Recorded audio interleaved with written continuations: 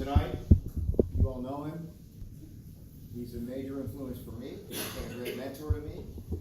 Rick Gonzalez is going to talk about the value of historic preservation. We have seen directly the value of Rick's work in our city in a huge way, in a really big way. He's worked not just in West Palm Beach, but all over the state, and I think even around the world. So we're really fortunate to have him just upstairs. It's one of his employees. Going back, we fight. We fight. So Rick walks back and forth in hard sole shoes, and we bang the floor with broomsticks when we turn music on. So far, they're winning. Enjoy yourselves, eat, have some drinks responsibly, and make yourselves at home. I have a date tonight with my wife, which I committed to, and I would love to be here, but I'm going to be there. So have fun. Thank you. Thank you. All right, guys. Of course, Bourbon Sprawl is under the umbrella of Connect West Palm Beach. Bourbon Sprawl is just us getting together, monthly meetups every Wednesday to just highlight what people are actually doing around our neighborhood, around our town. This time, of course, the historic preservation is, I think, a key issue because it ingrains a culture in our own community. And of course, Rick is going to talk a little bit more about it. I would actually tell you all to go to connectwestpalmbeach.org and put in your email. We're doing little stuff, incremental items. Bourbon Sprawl is one. This year is going to be a little bit more active into the plage, the public picnic. And we're going to have more activities so that we can all get together and start building our community a little bit nicer. It is a 501c3. If you guys want to make donations, if we're more than wanting to, we definitely need it. The donation bar over here is everything's going to go to Connect West Palm Beach. And actually just give the floor to Rick Gonzalez. Of course, everybody knows him. Thank you, Rick, for coming.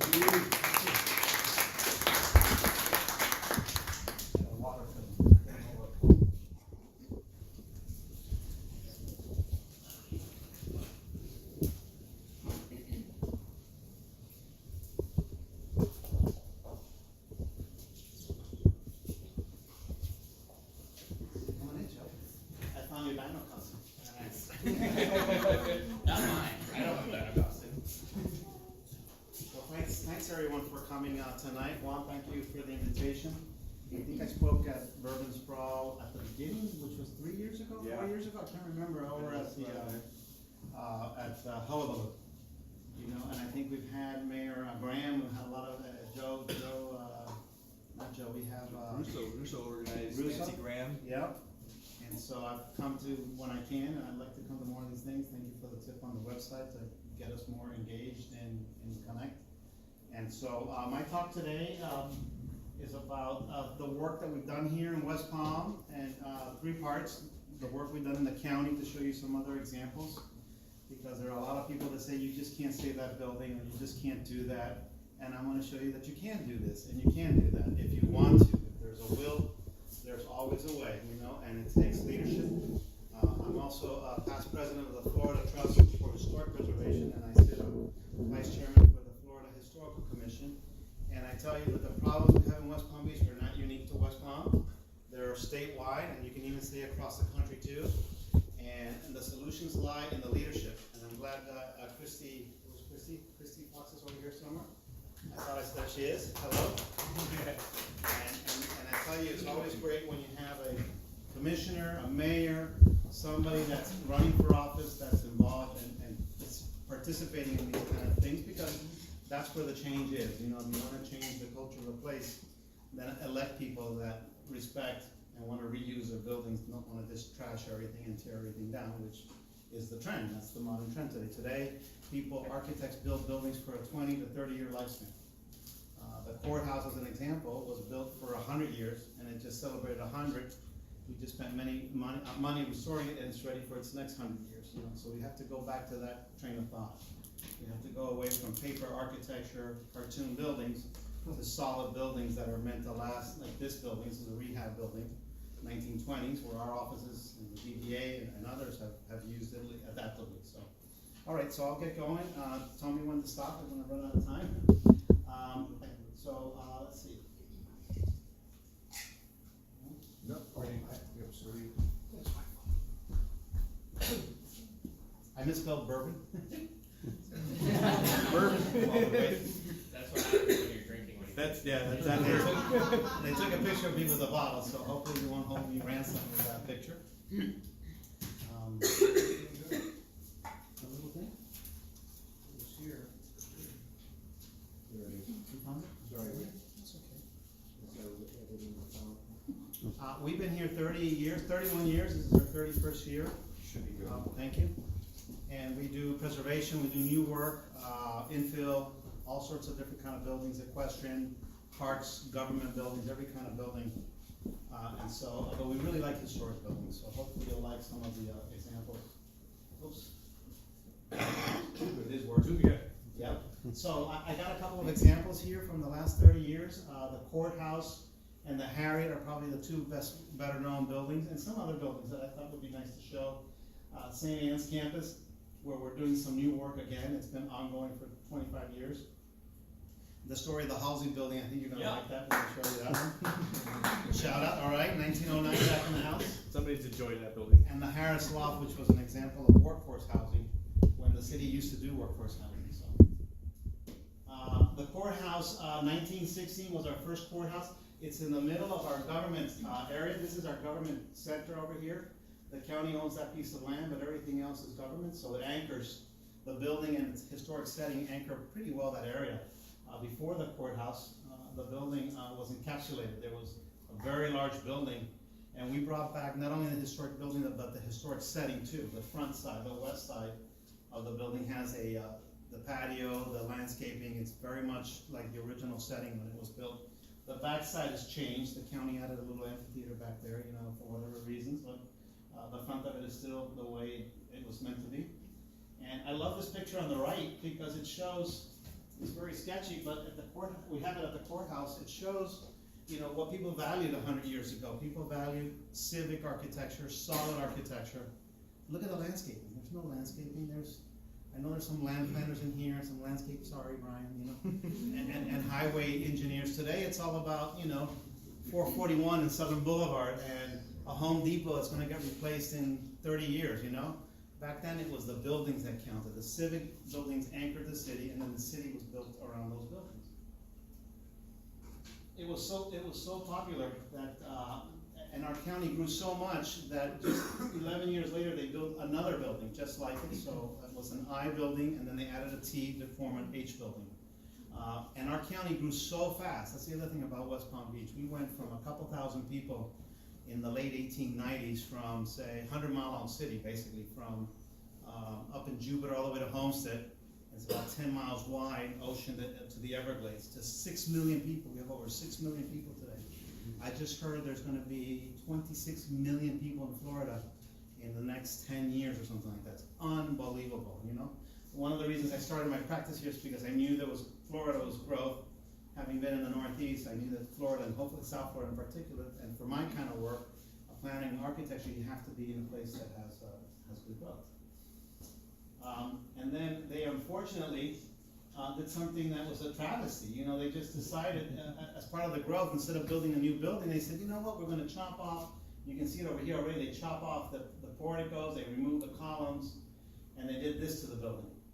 So you can see there's the original historic buildings. In fact, when we went to the county commissioners up here, we bring them up to that window and we say, you know, take a look. You can actually see the H plan encapsulated inside of this abomination. And what I tell people is, where's, huh? A tomb, right? A tomb. We got state grants for this building. I'll never forget, we went, Harvey Orier, myself, and Karen Marcus, the commissioner, we're in front of the state board. And the chairwoman at the time was the president of the University of West Florida. She's an archaeologist. And in front of like about 100 people, she goes, you know, you guys, this is like an archaeological dig. And we were all like, oh, you know what, you're kind of right. It's a vertical dig, but we're digging the building out of the building. And it took us 4 years to do that. And after a study that we did in 2003, we were able to convince the county, you know, to spend the money and to bring back with all the original glory the detail. Yes, Aaron. Was the second building also wrapped, or did that get knocked down? That's a great comment. So our feasibility study with Hedrick Brothers was $18 million to restore one building, or 30 million if we did both buildings. So there, we're very happy we got the 18 million to do the one building. The second building would have been great to restore that. We cannibalized that one for parts. If you go inside, the limestone, the marble, the doors, we got a lot of parts before we demolished that one to restore the original building. And there it is today. If you know any of the county commissioners, it's been 10 years. The awnings are very faded. They need to get replaced. So county, is anybody from county government in here? No? Good, okay. So they need to really, come on, pony up 10, 15 grand, let's get some new awnings, because awnings over time wear out. So other than that, the landscaping, very simple. The trees are mature now, but they match the original historic setting, which is very important. When you're doing preservation work, you want to not only do the building, but you want to have a historic setting. And when you do additions, you want to make sure that they're smaller and secondary to the building, versus adding something that's twice, 3 or 4 times larger than the historic building. The next example is the Harriet, where the Urban Land Institute has called this building the heart and soul of City Place. So they planned this $250 million competition in 1996. The Related won the competition. They were the ones that did community planning. They went to the community, they had workshops. People said what's important is connected streets, right? So all the streets come through. What's important, Mayor Graham had only one requirement at the time. She said, whatever you do, you gotta save that building. I don't care what the mix of buildings are, I don't care what you put. Obviously, mixed use was the training, the thought back then, residential. They came in with very, very little residential. At the planning board, at the time I was in the planning board, they had like 60 apartments they were gonna build, one building. We begged them and they came back. Lynn Harris convinced them to build 600. They could have built 1,800 apartments, The units flip until they started like 200,000 and they sold for 600 by the time it opened in 2000 to 2002, as they started building all of the residential on the west side, right? The different residential types that you have over here. Today you've heard they're going to replace that building, the old Macy's. Macy's, that was a prototype, by the way. That was the first national Macy's of a new model that just rolled out in 2000, double-decker. It was a change order. It wasn't going to be there at the time, so we were under construction, and we were under construction, and they changed the plan to fit the building here. Howard Elkis of Elkis Manfredi was the architect. He based it on the Palazzo proportion of an Italian palazzo. The whole City Place was based on Italian architecture. If you've been to Florence, one of my favorite places in the world, you come through Florence, there's a Pinch Tower, and then you see the cathedral. Same idea, same concept. The same thing on the other side. If you stroll around here and you come over here, this facade, it's pretty much a copy of a building in Florence, So they looked at South America, but they really felt that was the way to go, and obviously keeping the building as a signature piece. It's the largest building around there. That's going to change. Is that good or bad? I don't know. I haven't seen the designs for the 21-story building that they're going to build over here. Obviously, if they do that on all the corners, then I think that would really change in a negative way, because it would overwhelm the historic building. It'll lose its importance placement there. This is what it was like in the old days when it was built. It had a school, a Bible school in the back that was demolished, and it had an elevated loggia space. So you can see the grade is over here now. We actually had to modify all the site, all the piping, the sidewalks around the site to allow for access to that first floor, to make the restaurants and the shops work along the side. And then we added the small 2-story piece, and then the fountain is over here in the back. And this is in 2000 when it opened. What I love about the building is an adaptive reuse that's very close to its original use. There's church services there like there used to be when the building was a Methodist church. In preservation, you always want to try to use the same use or as close as possible use. The courthouse is not a courthouse anymore, but they have mock trials there. The judges have their investitures. The governor has signed the opioid bill. He signed it there, so they still use it for ceremonial things. So you always want to try to get that highest and best uses to do stuff that was similar to the original use. This is at night. Lighting is very important in historic preservation. I'll show you some pictures from Cartagena and from Havana. And lighting is everything. It really sets the tone, especially in places like West Palm Beach. It's hot. It's humid when it's really nice as now, right, this time of the year, or nighttime, right? In the summertime, you can come outside and stroll, and if there's water and there's good lighting and good breezes, you can really, and there's activated spaces, you can really get a good feel for it, a good use for it. And the Harris is on Clematis Street. It's a small example. It's a very long building. It's a 6-story building. It started life as a 1-story building, then they added 4 stories, then they added the 5th floor, then they added the penthouse. So in the old days, when I do my walking tours, I tell people they used to add buildings 2 ways. They do an annex, which would be a building annex or next to, or they would build vertically. They were very smart. They would spend their money on the front facades, on the public realm, and then they'd save the money. The alleys were always simple, or the sides were, loaded up, but they would build their building strong enough to keep going vertically and then going horizontally. Compared to today's model, which is to build a CVS. We drove by one the other nights going to dinner in Lake Worth, and it was abandoned already, not even 10 years old. What is that? Home Depots and things that just get used for a couple of years and then they get discarded, right? So this building is a great example of reuse, and and there's that first floor, and then the next 4 floors to the 5th, and then the penthouse that was added. Yes. I've heard from planners in other cities that chains and big boxes intentionally construct their buildings to prevent competitors from using them in the future. It's unbelievable. It's disgusting. I've seen Winn-Dixie, and we've done a couple of publics. Winn-Dixie used to write in their clause for construction that at closing of the shop, all the pipes were to be filled with concrete. All the what? The pipes, all the pipes, the water and sewer. I mean, what's the purpose of that? This whole idea about greed and competition to the extreme, right? Instead of saying, it's an empty building, let's put it to reuse, right? Yeah. Here's the Harris. It's now got the bookstore, and the apartments were affordable apartments. They're not fancy apartments. They were rent controlled. It took the mayor of West Palm Beach to go to Boston to find a developer that did low-income affordable housing, bring them to West Palm, give them incentives. The garage that's across the street over here, 1 free parking space per apartment. Make the deal happen. You don't see that anymore today in our political world. People are, I don't know. There was a 25-year clause for affordability that just expired, right? It's 2019. 1994, so I don't know what's going to happen with the rent and and all that, but it did its job, right? It brought people at the very, very beginning, decades before all the other growth in our downtown. And also, let me go back to a second. Although not historic, the Pioneer Linen next door, great example of a civic leader in a city, right? George Greenberg, mayor of Clematis Street in 1995. Went in, was the first guy to just hired us to redo his facade. And I just want to be the first one. I want to get other people involved. I want other people to come and buy buildings and renovate buildings.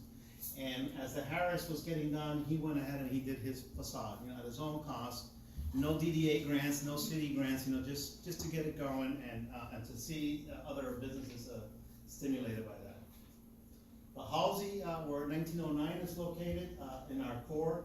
This is a great corner now. You see a couple of buildings, historic. This is non-historic. It used to be. They changed the facade.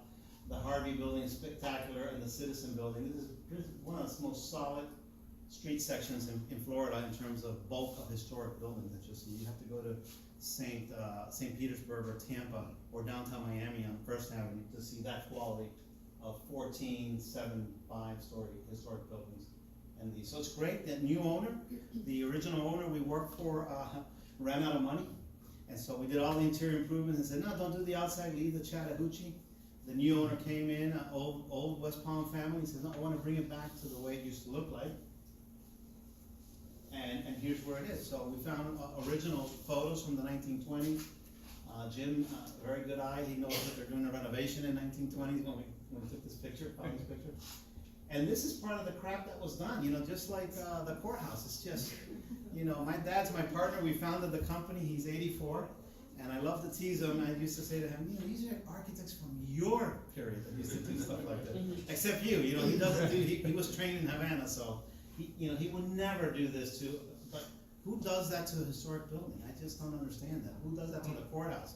All the buildings on the 200 block that we did, Roxy's, Harris, all of them covered in plastic and plaster and aluminum, and to take all that down and to see all the good stuff behind there. There was no good stuff behind here. They really butchered this building, so we had to reconstruct or recreate the historic facade as close as possible. It's not perfect, but I think you can see, you know, the similarities, right? It's very close. And hopefully by the time they put the shade trees and the storefront and the awnings, it'll look just great, you know, and hopefully he'll win a lot of awards. And is the building full, Joe? Or it's pretty much getting full, or? I mean, on the second floor is full. His floor, yeah. All right, so it's working. So they split it up, it's 3 stories. On the 3rd floor is all offices, we're on the 2nd floor is all offices, and the 1st floor, they split it up into 2 different sections. So we took all the 2nd floor. If you actually go on 1909's Facebook page, you'll see some pictures of what we did in there. Kept all the original, the ceilings and the beams and everything. It's absolutely beautiful. And feel free to stop by too. And then it's got a really unique thing. It has what's called a carriage house in the back of the building. It's now connected to the rest of the building, so it's lost some of its identity. But you can read, it's a little 3-story building. I want to say the size of like this area. And so we're restoring it, getting it ready for hopefully a really cool tenant, right? Somebody like Rendezvous, you know, would be great in there, you know, or something, you know, really outstanding. Joe, you got something? Do you know if they're gonna be able to see the elevator on that? We're hoping, we left it, so we're hoping, like our building here, right, we've got the old elevator with the doors, you know, some people are scared to ride those, I love it, I ride it every day. But it's a hand crank elevator, so you have to. Oh, that was even right. Yes, Susan. So Rick, the new owner of Joe's building, that's Yep. the way I think of it. Pretty much. Is paying you because he appreciates the old and he wants it restored? Yes. Is that what's going on? And he spent several $1 million doing this. That is So, you wonderful. know, I mean, we should You don't create a find- DDA award for him, something, you know, just, I right? don't find it at all. So seriously, somebody No, who's been it's there amazing. day in, day out for 2 years. Very involved. He's there almost, at least every week, almost every single day, making sure that it's done right. And you don't see that type of Nope. initiative anymore with building owners. It's just like, okay, build it, Mhm. and then they go.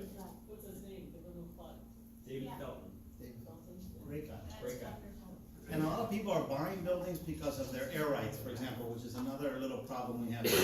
They'll buy it because they can knock it down or sell it to Jeff Green, and then he can take 5 floors of air rights and dump it over here, you know, so that's created a big problem too, right? So kudos to him that he went ahead and he blew all the developers and he said, I'm just gonna do my own building and do it that way. St. Anne's, there's 2 historic districts in downtown West Palm Beach. The first one was the 500 block of West Palm Beach. That was done by another great private guy, Larry Corning. Any of you met Larry Corning? He's got an arm missing. He's from the Listerine, it's a philanthropist. And he blew over $100,000 to get a historic district done. And so the 500 block is funky and it's historic because of one guy. And it's him. He did the whole thing 25 years ago. The second district is this block, the 300 block of Olive, which is the St. Anne's campus. Second oldest church campus from Miami, Jesu. Those of you that went on the wonderful summer walking tour of downtown Miami saw Jesu, all sweaty and wet in the rain. Remember, guys? Some of you, okay? It was a good day. It was a good day. A little sweaty. We're never gonna do it in August again. Train or no train, Jim. That's And my the fault train was now? very enticing, by the way, and the lunch was great too. So, so the next historic church would be all the way up in St. Augustine. So it's really significant from church architecture. Like a lot of our churches are all on the waterfront between Olive and Flagler, the Episcopalian Church, Christ Scientist, which is unprotected, Harriet is unprotected. This one's unprotected. But the city has a great program. I met today, you know, with some of the city staff on a new program. They've identified 13 very important historic buildings in downtown where they're gonna give them double TDRs. And you say, well, was that too much? Well, it isn't, because they have to landmark the building, which is a permanent higher level of protection. And they have to have skin in the game. They have to actually do some of the work in advance before they can sell it. So that, you know, as I was told today, so the money doesn't go to a church in Africa, you know, the money, or to the main diocese or the main church that'll take the money and do some other stuff. The money has to stay if you're gonna get double TDRs, has to stay and be spent in restoring these buildings. So we have a lot of great historic building, his churches, in our downtown that hopefully hopefully this will be the first one of many that'll come back. The work we've done over the years, this was donated by Flagler. He gave the materials in 1913. The original church was built in 1894 on Daytura Street. It's the first building that we know of that was actually picked up and put on logs and rolled down 2 blocks from Daytura Street to Banyan. And second street, so 3 blocks, away. The church is the 1924 and the school is 1924. The old church, which is now the office, we renovated 20 years ago, is missing a steeple. Really large, significant steeple. We found photos of it, and so our deal is going to be to convince the church to build a steeple. In return, they can apply for TDRs, which are worth about $3 million. And with that money, they can go ahead and continue to renovate the rectory, the church, the school needs new windows, ADA elevator, do all those things. It's a growing school because there's people living downtown again, so it's a win-win for the community and for the church. Work done 20 years ago, it's holding up pretty well, but it needs, historic buildings need work after 20, 25 years. You have to have a maintenance amount in that, and the rectory and the church are in pretty good shape, and the school on top. Other examples, I wanted to take some examples outside of the city. In Palm Beach, Mar-a-Lago, we've done a couple of projects. I had those in there for Ralph, but he left, his hometown, Lake Worth. Lake Worth Casino and Palm Beach County Cultural Council. And then we have 2 on the boards right now. The Boynton Beach High Schools are really cool. I like to call it City Place 2.0 because it's kind of like that. And Midtown Delray is a really interesting project with 8 historic houses that we're moving to reconstruct a historic streetscape. So bringing something that's been missing from that street for 90 years, and then doing new buildings. A lot of these buildings and a lot of these historic places have something that theoretically we've been thinking about this in historic groups as to, well, what do we do? There's so many historic house museums, right? You've all gone to the Historic House Museum in Connecticut or Michigan, right? They tend to go out of business, right? Because there's, after you go visit it once or twice, you just lose, the interest. So creating what we call now economic sustainability is very important, because with economic sustainability, you have funds for maintenance, right? So you have permanent funding to maintain it. And that economic sustainability allows you to spend the money, expensive money, to restore the buildings and to bring them back to use.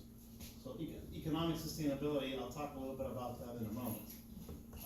Mar-a-Lago is a club today. We all know who owns it. It's Winter Whitehouse, whatever, whether you like him or not. When he got elected, all my state preservation friends got in a dither. They said, oh, the sky is falling, we'll never have historic preservation again. And I said, really, you need to think about that, because he's taken 2 huge white elephants and turned them into economically sustainable operations. Mar-a-Lago, best example, well, known around the world, and the old post office hotel in Washington, D.C. Another. When I went to college in the early 80s in Washington, it was a mall, it was a suburban mall. And then it died a horrible death, and it was empty for 10 years, and he bought it and turned it into a hotel. And then Mar-a-Lago is a club. It's 18 acres from the ocean to the lake. This is what it looks like today, all the way to the Intracoastal. Besides the restoration conversion in 1995 to a club, we've added the beach area, which is kind of fuzzy over here, ballroom and the tennis facilities, and we've done a spa in this area and guest quarters over here. That's a little croquet field. There's another one over here. That's the helipad, which is our first presidential project, and now we're working on a little dock, trying to get that approved. It's like much harder than a building because of politics, but that's okay. Eventually it'll get through the system. This is the same view from the 1920s. I think it's done pretty well, right? Here we are 90 years later, pretty much, right? You can see, except for the landscaping along the side over here, there it is, Right, there it is, right? So you gotta give him kudos.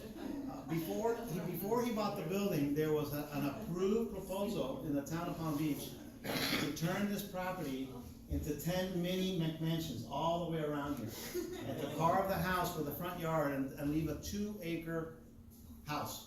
Do you know if he was required to do the parking and take out the landscaping because of whatever code having Yes. to do with Yes. parking regulations? Yep, for parking, so this was all done because of that.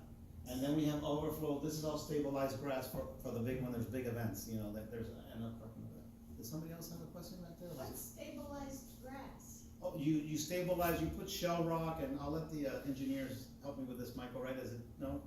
Shell rock, you're not an engineer or planner. I'm a biologist, so I just boss engineers around every day. Okay. Basically, the ground There is we go. harder so that you can park vehicles on it, but the grass isn't as good as, Right. other grassing areas. And as long as you don't park on it every day, it kinda holds up, right? I mean, Right. there it is in the good old days.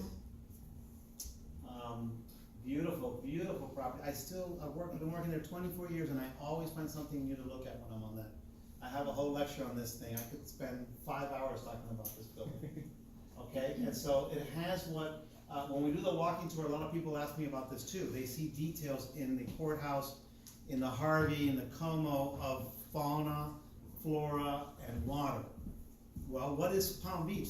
Put your head, go back in a time capsule. This place was a jungle, right? I mean, you would get over to Dreyfus. There were alligators in the backyard of Dreyfus. There was nothing else, so this point was the farthest, most remote location in all of this area, so they would use architecture and artists to bring in all of this wonderful playfulness of our place, this jungle that you can see in other places in South America, but it's just pretty much gone. Great drawings too. We got drawings from the Library of Congress, all the drawings, and took some pictures of them to allow for the different presentations. There's Hansel and Gretel, some of the storylines in the wrought iron work. I mean, it's just art and entertainment in all the architecture. That's still there? That's still there. Yeah. Here it is today, so it's completely restored. One of the things you do in preservation, unlike, nothing against the Norton Gallery, it's a great institution. They just blew $100 million on a huge addition. Where's the historic building? It's there. I mean, they did do someone told me there's a vista all the way through the building. That's nice. But they've got this very large spaceship that's choking the tree, and hopefully the English architects won't have to deal with the Florida hurricane and the tree and the roof, so hopefully nothing will happen, but it overwhelms, in terms of, when you do national buildings, you have to do, if you're doing an addition, you change the materials, you do it a lot smaller. You keep any new building smaller, farther away, so it doesn't compete with the historic building. That's something that, a lot of architects today break that mold. They'll take a historic building. If you look at the Museum of Art in Toronto, it was sacrilege destroyed with a Lipskin building. It's all sharded glass, coming out of the side of it on the most beautiful, 1880s historic facade that I've seen in a while. And you walk up to it at night, and you really get shocked as you see it at night, and it's even more jarring. And you have to have tactful hands with historic buildings, and sometimes we don't do that as architects. So there's a historic master plan. The beach portion's completed, the ballroom and the tennis. There's the helipad, and there's the future docks. Everything else is done.